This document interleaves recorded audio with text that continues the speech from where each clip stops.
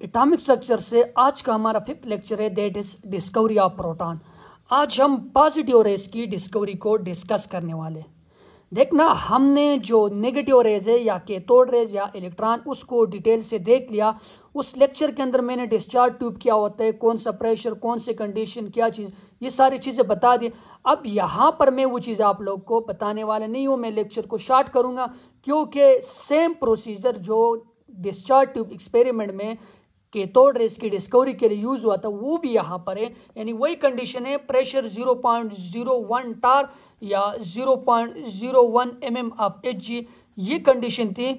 और यहाँ ये मैंने बताया वैक्यूम पंप में एक्सटर्नल सोर्स है और वो वाला इलेक्ट्रोड जो पॉजिटिव टर्मिनल ऑफ बैटरी के साथ कनेक्ट होते हैं वो एनोड, और वो वाला इलेक्ट्रोड जो नेगेटिव टर्मिनल ऑफ बैटरी के साथ कनेक्ट होते हैं वो कैथोड। सेम यही प्रोसीजर है। यहाँ पर उसने डिफरेंट गैसेस ली थी और डिफरेंट जो गैसेस है वो कुछ भी हो सकता है, वो ऑक्सीजन भी हो सकता है, नाइट्रोजन भी हो सकता है, हाइड्रोजन भी हो सकता है, हीलियम भी हो सकता है, वाटर वेपर भी हो सकता है। ये जो गैस है ये कुछ भी हो सकते हैं, लेकिन गैस का जो प्रेशर होगा inside discharge tube that should be 0.01 टार। इससे कम होगा तो या तो इतना ज़्यादा रेजिस्टेंस होगी, इलेक्ट्रिकल रेजिस्टेंस के कुछ भी नहीं होगा, या 0.1 टार होगा तो यहाँ पर एक्साइटेशन होगी और इस कंडीशन के ऊपर आयनाइजेशन हो जाती है। लास्ट टाइम मैंने डिटेल से आप लोग को बताया हुआ है, अब वो बातें हम नहीं करेंगे। देखना, ये जो प्रोटॉन की डिस्कवरी है और इलेक्ट्रॉन की डिस्कवरी ये एक साथ सिमल्टेनियसली हो रहा था। यहाँ ये जो यूजेन गोल्डस्टेन ने ये एक्सपेरिमेंट परफॉर्म किया हुआ है 1886 के अंदर, और यहाँ बाद में फिर जाकर मैं आप लोग को बताऊंगा कि हर एक पॉजिटिव रेज प्रोटॉन नहीं हो सकते। अभी आप लोग इसको प्रोटॉन नहीं बोलो, अभी आप लोग ये जो डिस्कवरी यूजेन गोल्डस्टेन कर रहे हैं इसको आप लोग 3 नाम दोगे, या इसको आप लोग पॉजिटिव रेज बोल सकते हो। पॉजिटिव रेज के साथ साथ आप लोग इसको एनोड रेज भी बोल सकते हो क्योंकि ये एनोड से ओरिजिनेट हो रही है। और तीसरी जो बात है इसको आप लोग चैनल रेज भी बोल सकते हो, और चौथी जो बात है इसको आप लोग कैनाल रेज भी बोल सकते हो। कैनाल रेज इसलिए बोल सकते हैं कि यहाँ पर जो कैथोड यूज़ किए हुए स्पेशल टाइप ऑफ कैथोड है, और इस कैथोड के अंदर कैनाल यानी परफोरेटेड कैथोड इन्होंने यूज़ किया हुआ है। परफोरेटेड यानी इसके अंदर होल्स है, सुराख बनाए हुआ है इस कैथोड के अंदर। और पीछे यहाँ पर इसने क्या लगाया हुआ है, ये जो गिलास ट्यूब है इसके ऊपर कोई फ्लोरिसेंट मटेरियल लगाए हुए हैं। और फ्लोरिसेंट मटेरियल मैंने आप लोग को बताया हुआ है कि वो those material which convert kinetic energy of any particle. यहाँ पर आप लोगों के पास अभी एनोड रेज होंगे, वहाँ पर कैथोड रेज थे, तो ये जो एनोड रेज की काइनेटिक एनर्जी है इसको ये किस के अंदर कन्वर्ट कर लेते हैं, लाइट के अंदर कन्वर्ट करेगा। यानी जैसे ये यहाँ से आएंगे तो यहाँ पर स्पार्किंग प्रोड्यूस होगी। फ्लोरिसेंट मटेरियल इसने यूज़ किया। अब क्या होता है, एक्सपेरिमेंट की तरफ आते हैं। एक्सपेरिमेंट यानी एक्सपेरिमेंटल वर्क में आप लोग को बताता हूँ। इसने क्या किया हुआ है कि यहाँ ये जो गैस हैं यहाँ पर डिफरेंट टाइप ऑफ गैस लिए हुए हैं। चूंकि हम प्रोटॉन की डिस्कवरी पढ़ रहे हैं तो मैं यहाँ पर क्या करता हूँ, हाइड्रोजन गैस को ले लेता हूँ। हाइड्रोजन के एटम है। अब हाइड्रोजन के बहुत सारे एटम होंगे, यहाँ पर ये नहीं है कि एक एटम होंगे, इस कंडीशन के ऊपर बिलियन ऑफ हाइड्रोजन एटम यहाँ पर प्रेजेंट होंगे। देखना, तो हाइड्रोजन का एटम होगा तो हाइड्रोजन के एटम के अंदर 2 चीज़ें होंगे। सेंटर में न्यूक्लियस है, न्यूट्रॉन तो यहाँ पर है नहीं, पॉजिटिव होगा, और बाहर यहाँ पर क्या है, इलेक्ट्रॉन है, एक इलेक्ट्रॉन है, यानी ये न्यूक्लियस है और यहाँ पर इलेक्ट्रॉन है। अब चूंकि यहाँ से ये कैथोड से जब रेज आएगी तो कैथोड से जब कैथोड रेज आती है वो क्या कर लेते हैं, वो आयनाइजेशन काज कर लेती है। आयनाइजेशन जब होगी तो पीछे यहाँ पर पॉजिटिव न्यूक्लियस रह जाएगा और यहाँ पर इलेक्ट्रॉन, एक साइड पर इलेक्ट्रॉन और दूसरी साइड पर पॉजिटिव न्यूक्लियस रह जाएगा। अब ये अपने जो रिस्पेक्टिव इलेक्ट्रोड है उसकी तरफ आएंगे। कैथोड रेज तो हमने पढ़ ली, ये यहाँ पर इस एनोड की तरफ आएगी। किसकी तरफ आएंगे, ये इलेक्ट्रॉन एनोड, क्योंकि एनोड के ऊपर पॉजिटिव चार्ज होंगे। और इसी दौरान ये जो यूजेन गोल्डस्टेन है वो देख रहा था कि यहाँ जब उसने परफोरेशन क्रिएट कर ली तो ये जो पॉजिटिव न्यूक्लियस हैं, पॉजिटिव चार्ज कैटायन हैं, यहाँ पर अभी आप लोग इसको कैटायन बोल लो, ये जो कैटायन है वो आ रहे हैं और ये जो परफोरेटेड कैथोड है इससे निकल रहे हैं यहाँ कैनल की फॉर्म में, यानी नालियों की तरह, जिस तरह नालियों से कोई चीज़ गुजर रही है इससे आती है, और पीछे ये जो जिंक सल्फाइड का प्लेट है इसके ऊपर स्पार्किंग प्रोड्यूस कर रही है। तो उसने कहा ये जो रेज है ये क्या है, ये पॉजिटिव रेज है, या इसको आप लोग कैनल रेज भी बोल सकते हैं क्योंकि कैनल से पास हो रही है।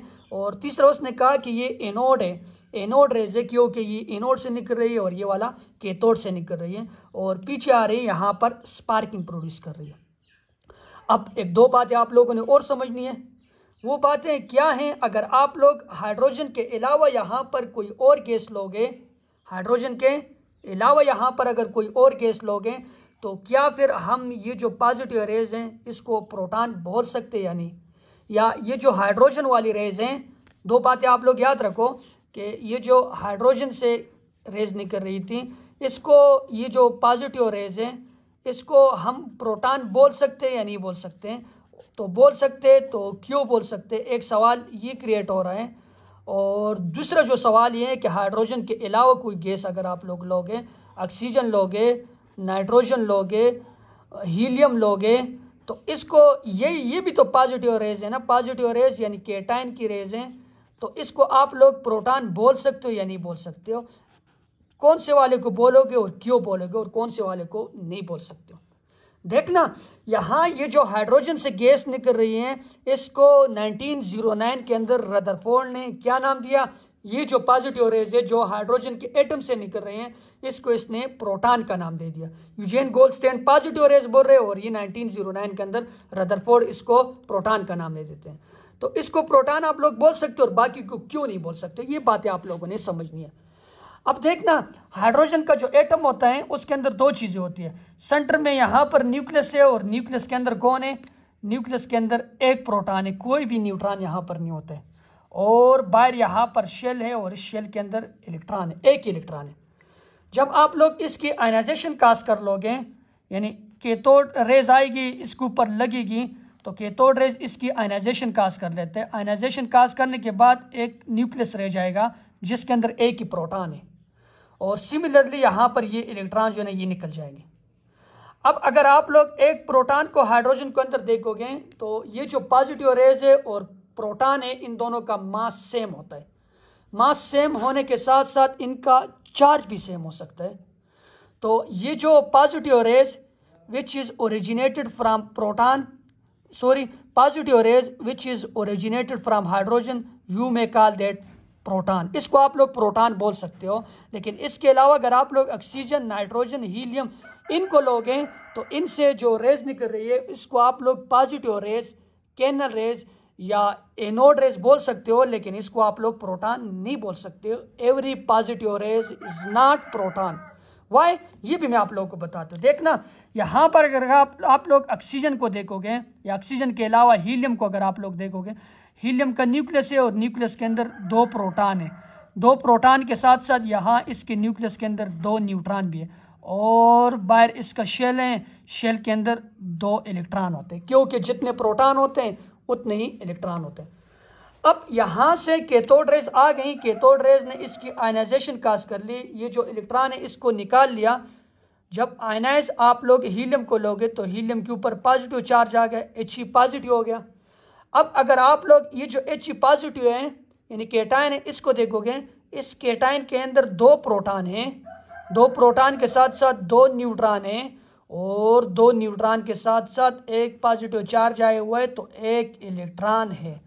अब अगर आप लोग इस पॉजिटिव एटम को यानी कैटायन को देखोगे हीलियम वाले केस में तो ये प्रोटॉन नहीं है, इसके मास को अगर आप लोग देखोगे ये प्रोटॉन के मास से कई गुना ज्यादा होगा और साथ के अंदर इसके अंदर दो प्रोटॉन है, दो न्यूट्रॉन है और एक इलेक्ट्रॉन है। यही जो रेज आएगी ना यहाँ इस चैनल से या इस कैनल से गुजरेगी और पीछे स्पार्किंग तो ये प्रोड्यूस करेगी, लेकिन इसको आप लोग प्रोटॉन नहीं बोल सकते हो, इसको आप लोग positive rays, anode rays, channel rays या इसको आप लोग कैनल रेज बोल सकते हो, लेकिन प्रोटॉन नहीं बोल सकते हो। प्रोटॉन सिर्फ और सिर्फ हाइड्रोजन वाले एटम को लो बोलोगे क्योंकि एक हाइड्रोजन के अंदर एक ही प्रोटॉन होता है और which is equal to the mass of proton. ठीक, ये वाली बात होगी। इसके अलावा आप लोग ऑक्सीजन, नाइट्रोजन इन चीज़ों को भी देखोगे तो इसमें भी ये पॉजिटिव रेज आप लोग बोल सकते हो, लेकिन प्रोटॉन नहीं बोल सकते हैं क्योंकि इसकी जो नेचर होती है वो प्रोटॉन से कई टाइम डिफरेंट होती है। अब आप लोगों ने अभी कुछ इंपॉर्टेंट बातें नोट करनी है। नोट की फॉर्म में क्या लिखना है। एक बात तो आप लोगों ने ये नोट करनी है कि पीछे मैंने आप लोगों से डिटेल से बता दिया कि ईएम रेशियो जो है ना, ईएम रेशियो, बाकी बातें तो बाकी प्रॉपर्टी अगर आप लोग देखोगे ये स्ट्रेट लाइन के अंदर मूव करती है, इलेक्ट्रिक फील्ड और मैग्नेटिक फील्ड से ड्राइव फ्रिक्शन शो करती है ड्यू टू चार्ज नेचर। और बाकी अगर आप लोग देखोगे स्पार्किंग प्रोड्यूस कर रहे हैं, स्पार्किंग प्रोड्यूस के साथ साथ अगर आप लोग यहाँ पर कोई भी 3 पेडल व्हील को रखोगे तो ये भी रोटेट करेगा। बाकी सारी प्रॉपर्टियों ने तकरीबन वो इलेक्ट्रॉन से मैच कर रही है। और इसका जो मास होता है और इलेक्ट्रॉन का जो मास होता है उसके अंदर फ़र्क होता है, और ईएम रेशो इसका और इलेक्ट्रॉन का फ़र्क होता है। मैंने आप लोगों को पीछे लेक्चर में बता दिया चार्ज टू मास रेशो जो किसकी थी, कैथोड रेस की थी, वो थी 1.75 × 10⁻11 कूलम पर किलोग्राम। लेकिन यहाँ पर अगर आप लोग इसकी ईएम रेशो देखोगे तो ये डिफरेंट होगी। अगर आप लोग कैथोड रेस की केस में देखोगे तो कोई भी गैस आप लोग यहाँ पर लोगे ना, ईएम रेशो वो नेचर ऑफ गैस के ऊपर डिपेंड नहीं करेगी। कौन से वाले केस में, जब आप लोग कैथोड रेस को डिस्कस करोगे, क्योंकि इलेक्ट्रॉन वहाँ पर होते हैं असल में कैथोड रेस, और इलेक्ट्रॉन को आप लोग किसी भी एटम से निकालोगे उसका चार्ज भी सेम होगा और उसका मास भी सेम होगा। लेकिन यहाँ पर अगर आप लोग पॉजिटिव रेस को देखोगे तो हर एक पॉजिटिव रेस का जो नेचर होगा वो डिफरेंट होगा, क्योंकि पॉजिटिव रेस असल में आप लोग के पास न्यूक्लियस, जब इलेक्ट्रॉन यहाँ से निकल जाएगा कैटायन बन जाएगा, उस चीज़ का होता है। और मैंने बता दिया कि उसके अंदर प्रोटॉन, न्यूट्रॉन, इलेक्ट्रॉन सबकी इक्वल कंट्रीब्यूशन होती है। तो positive rays of hydrogen gas are known as proton. और दूसरी बात आप लोगों ने एक और याद रखनी है कि चार्ज टू मास रेशो किस केस में, in case of what, in case of hydrogen या आप लोग मुख्तलिफ चीज़ें लोगे तो charge to mass ratio is inversely proportional to molar mass of gas. आप लोग जिस गैस को लोगे, जिस गैस का मोलर मास ज़्यादा होगा उसकी चार्ज टू मास रेशो क्या होगी, उसकी चार्ज टू मास रेशो कम होगी। क्योंकि अगर आप लोग यहाँ पर रेशो देखोगे तो चार्ज ऊपर है और मास नीचे है। इलेक्ट्रॉन का मास और प्रोटॉन का मास सेम होता है, सॉरी मास नहीं चार्ज। अगर आप लोग चार्ज देखोगे तो चार्ज किसके बराबर होते हैं, 1.6 × 10⁻⁻19 कूलम। किसका, प्रोटॉन का। इलेक्ट्रॉन का भी यही होता है, लेकिन हम उसको चेंज करने के लिए या एक दूसरे से डिफरेंशिएट करने के लिए इलेक्ट्रॉन की केस में नेगेटिव लगा लेते और प्रोटॉन की केस में पॉजिटिव लगा लेते। और दूसरी जो चीज़ है वो मास है, तो मास जिस गैस का ज़्यादा होगा मोलर मास, तो यहाँ पर आप लोगों के पास उसकी ईएम रेशो कम होगी। और आप लोगों से अगर पूछा जाए कि मिनिमम फॉर H2 गैस है, पॉजिटिव रेस है, maximum EM value for hydrogen gas. अगर आपसे कोई पूछे कि ईएम रेशो नेचर के अंदर पॉजिटिव रेस में सबसे ज़्यादा किसकी होगी, तो वो हाइड्रोजन की होगी। और हाइड्रोजन की ईएम रेशो मैं आप लोगों को यहाँ पर लिख लेता हूँ। EM ratio of H2 gas will be equal to 5.47 × 10⁻7 coulomb per kilogram. और डिफरेंट गैसेस आएंगे तो उसका मोलर मास अगर आप लोगों के पास जिसका डिफरेंट होगा तो ईएम रेशो उतनी कम होगी। मैं यहाँ पर आप लोगों को एमसीक्यूज के तौर पर एक एमसीक्यूज बता देता हूँ।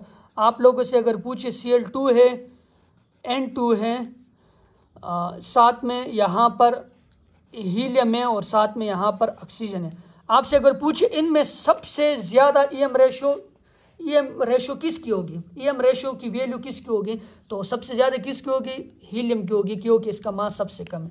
और सबसे कम किसकी होगी, क्लोरीन की होगी, क्योंकि इसका मोलर मास सबसे ज़्यादा है, दैट इज 71। तो ये चीज़ें आप लोगों ने कुछ समझनी है, ठीक। और बाद में फिर यही जो मैं कह रहा हूँ ना कि पॉजिटिव रेस को उसने किसका नाम दिया, रदरफोर्ड ने प्रोटॉन का नाम दे दिया। ये कुछ बातें थी जो प्रोटॉन की डिस्कवरी के साथ रिलेटेड थी। नेक्स्ट लेक्चर में हम न्यूट्रॉन की डिस्कवरी को भी शॉर्ट से देख लेंगे। Thank you for watching my videos.